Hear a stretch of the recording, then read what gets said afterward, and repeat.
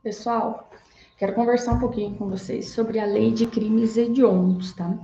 A Lei de Crimes Hediondos, a Lei 8.072 de 90. Essa legislação, à época sancionada pelo presidente Collor, é um dispositivo constitucional de criminalização. O que eu quero dizer para vocês? Essa lei, ela veio como uma resposta, né, à violência que existia e ainda existe na nossa sociedade. E acaba eliminando ali uma série de direitos que os réus, quando condenados por ilícitos que se enquadrem naquelas disposições previstas na Lei 8.072, deixam de receber, tá? Quer dizer o que? O sujeito que pratica um crime considerado hediondo, ele vai ter uma restrição nos seus direitos, tá? Como, por exemplo, a ausência, né, a impossibilidade de prisão provisória.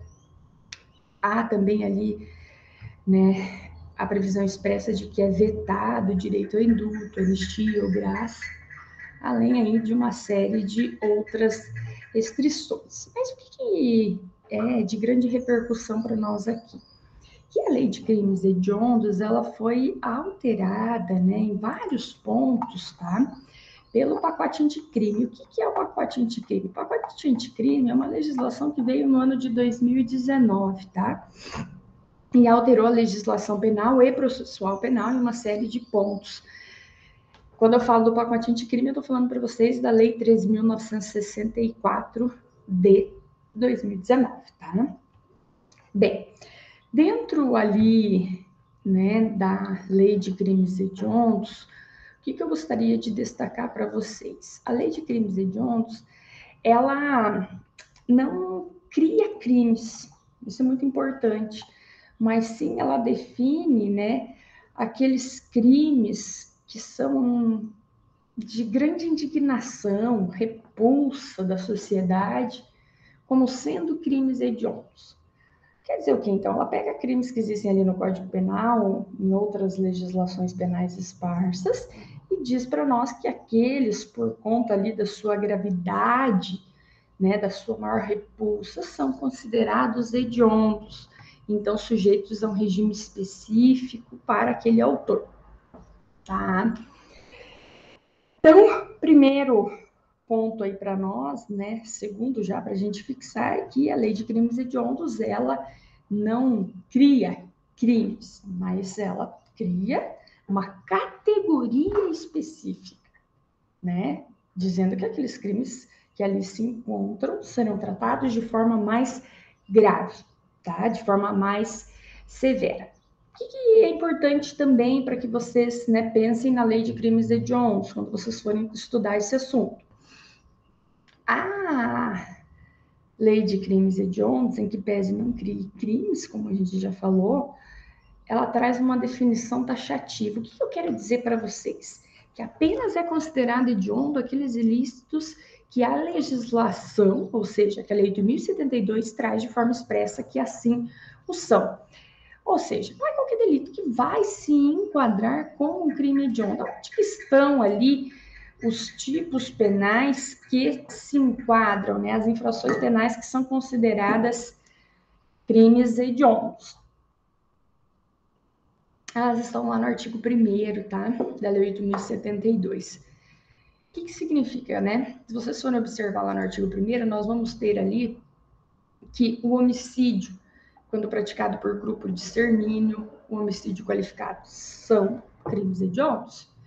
A lesão corporal de natureza gravíssima, a lesão corporal seguida de morte também. O roubo, né? Quando a restrição da liberdade da vítima, emprego de arma de fogo, de uso proibido, de uso restrito, né? Também vai ser um crime hediondo, tá?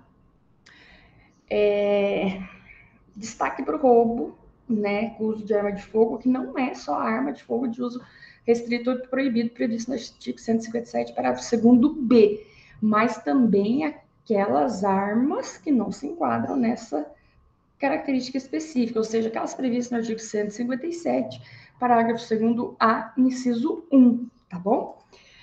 Além disso, o que nós temos ali? Aquele roubo que resulta em lesão corporal grave ou morte. Ou seja, a gente está falando ali do 157, parágrafo 3º, né, do latrocínio, tudo bem?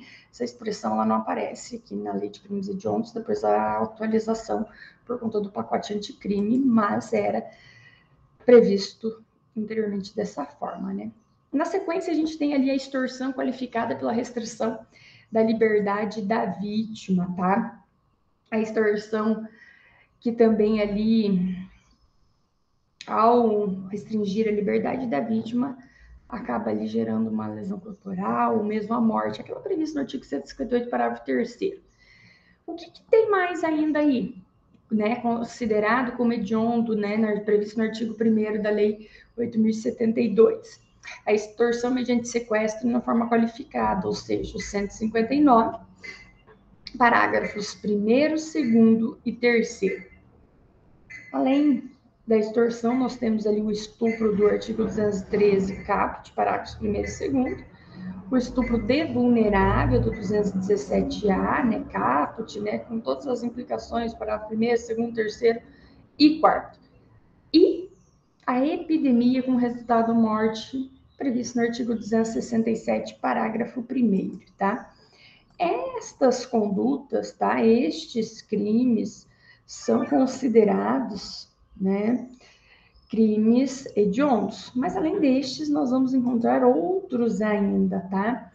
Como, por exemplo, a falsificação, corrupção, adulteração ou alteração de produto destinado a fim terapêutico medicinal, que está lá no artigo 273, caput do Código Penal, parágrafo 1º, 1º-A e 1º-B. Também nós vamos ter ali o favorecimento da prostituição ou de outra forma ali de exploração sexual de criança, adolescente ou mesmo de vulnerável, na forma do 218B, caput, parágrafos 1º e 2º, tá? Além disso, né, o que a gente ainda tem que também pode ser considerado ali crime, né, hediondo, tá? Nós temos ali algumas outras disposições que também estão previstas aqui na legislação, como, por exemplo, furto qualificado pelo emprego de explosivo ou de artefato análogo ou que cause perigo comum, previsto no 155, parágrafo 4º-A. Essa disposição foi incluída pela Lei 13.964 de 2019. Ali diz também que são considerados hediondos, né, quer seja de forma tentada ou consumada, algumas outras disposições, como, por exemplo, crime de genocídio, o crime de posse ou porte ilegal de arma de fogo de uso proibido, o comércio ilegal de armas de fogo, o crime de tráfico internacional de arma de fogo, acessório ou munição, o crime de organização criminosa, quando direcionado para a prática de crime hediondo ou equiparado, tá? Aí vocês verificaram, né, quais são os crimes que são considerados hediondos, tá? Mas tem algumas coisas que eu preciso destacar para vocês. O infanticídio é um crime hediondo ou não é, tá? Eu não disse para vocês que o rol nosso aqui é taxativo, quer dizer que o infanticídio, ele, apesar da sua gravidade, apesar da repulsa social, ele não é um crime hediondo. Não é porque não consta do rol específico previsto na legislação. E o feminicídio? O feminicídio, né, sendo uma espécie de homicídio qualificado, pode, né, conforme a análise do caso concreto, conforme as circunstâncias, ser considerado como crime hediondo, mas isso vai depender de como foi realizado, né, a forma que se deu a execução, para que a gente possa pensar aí nesta circunstância, tá? Mas é possível, sim. Nós também temos ali, né, a possibilidade, né, de que um sujeito ele transmita, né, de maneira intencional algum tipo de vírus ali para alguém. Como a gente falou ali na possibilidade de que haja ali uma epidemia com resultado morte, isso é crime hediondo, como que fica essa conduta, né? Como que fica essa situação específica, tá? Se a pessoa, né, ela transmite ali, ainda que de maneira intencional, um vírus, né, infeccioso, ela não comete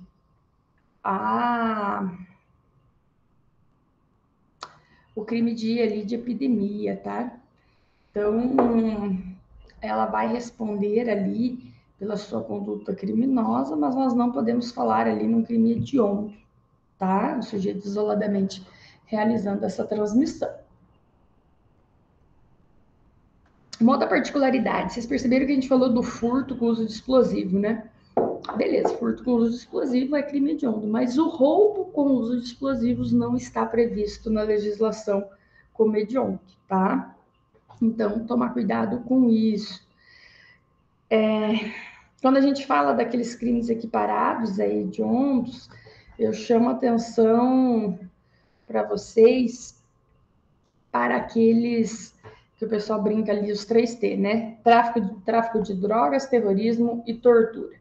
Eles não estão no rol taxativo, só que eles estão lá no artigo 5º da Constituição Federal. E é por isso que eles são equiparados a hediondos e recebem ali todas as implicações, todas as restrições da Lei de 1072 de 90, tá? Outro ponto é que esses equiparados aí dos 3T são considerados pela doutrina como uma cláusula pétrea diante da previsão constitucional no artigo 5º. Por conta disso, ainda que houvesse uma nova lei com relação a eles, especificamente, a gente não poderia haver qualquer alteração. Joia? A lei de 2019, 3.964, trouxe grandes alterações no pacote anticrime, né?